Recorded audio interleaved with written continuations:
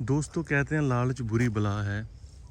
और यही हुआ इस बार ड्रीम इलेवन के साथ। ड्रीम इलेवन जो पिछले कई सालों से लखपति दीदी तो नहीं कहूँगा, करोड़पति भाई ज़रूर बना रही थी। और प्रधानमंत्री की एक जो योजना है लखपति दीदी, उसके समांतर एक काम कर रही थी करोड़पति बनाने का। और इसमें कई लोग करोड़पति से रोडपति भी बन गए और कई जिनकी किस्मत चमकी उन्होंने इसमें अपना लक आजमाया और पैसा भी कमाया।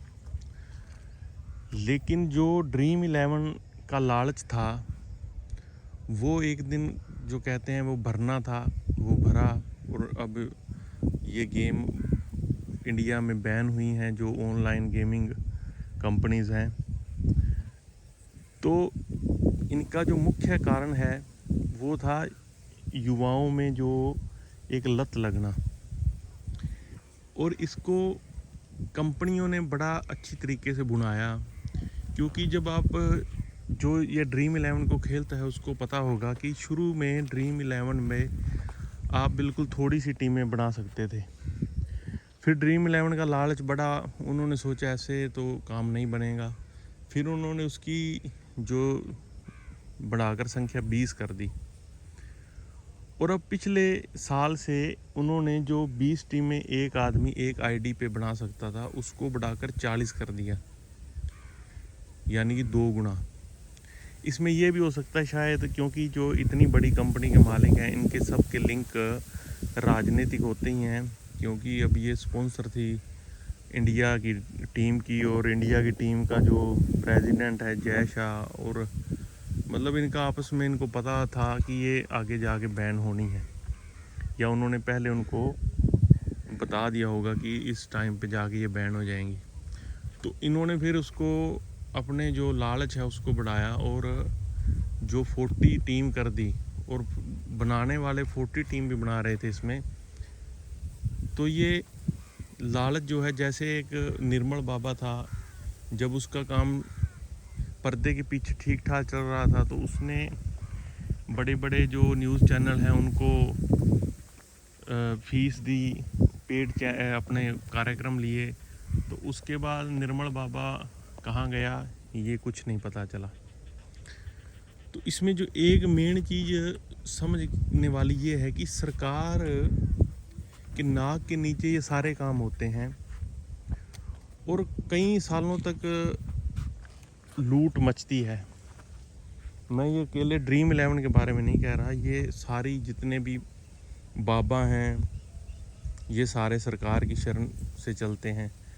जितने फ्रॉड हुए हैं भारत में, जितनी बड़ी बड़े स्कैम हुए हैं, ये सालों दर साल चलते हैं। और इंटेलिजेंस जो होता है सबको पता है, सरकार को भी पता होता है। लेकिन वही बात कि वो पहले जो रिलेटेड मंत्रालय होता है, मंत्री होते हैं, उनको पैसा पहुंचता है और वो उनको टाइम लिमिट दे देते हैं कि इतनी लिमिट है आपके पास, जितना आप लूट सकते हो लूट लो, आपको इतनी देर कोई कुछ नहीं कहेगा।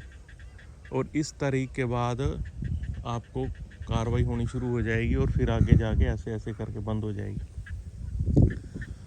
तो जो चीज़ें अगर करनी है सरकार ने तो शुरू में एकदम से करे तो उसका तो बेनिफिट है जनता को। मैं ये अकेले ड्रीम इलेवन के पर्पज़ में नहीं कह रहा, और भी चलो ड्रीम इलेवन में तो लोग अपना थोड़ा लक कहें या उनका जो नॉलेज कहें वो आजमाते हैं। लेकिन और भी जो जितने भारत में अभी भी इतने अंधविश्वास चले हुए हैं बाबाओं के रूप में, इतनी जनता हर रोज़ उतना फल खाती नहीं जितना नदियों में बहा देती है। तो इन चीज़ों में सरकार कभी ध्यान नहीं देगी, क्योंकि ये इनके एक वोट बैंक की तरह काम करते हैं। और जब कोई बाबा कोई कांड कर देता है तो फिर उसको बैन किया जाता है या जेल में डाला जाता है।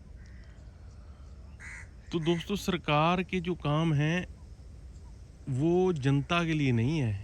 ये सरकार के काम है सिर्फ अपने मित्रों के लिए होते हैं। जो इनको पैसा दे दिया उतनी आप टाइम अवधि बढ़ा लीजिए किसी भी गलत काम की। तो अगर सरकार बंद करना चाहती है तो अभी शेयर मार्केट में जो इतना बड़ा सट्टा जुआ चलता है उसको भी तो बंद कर सकती है।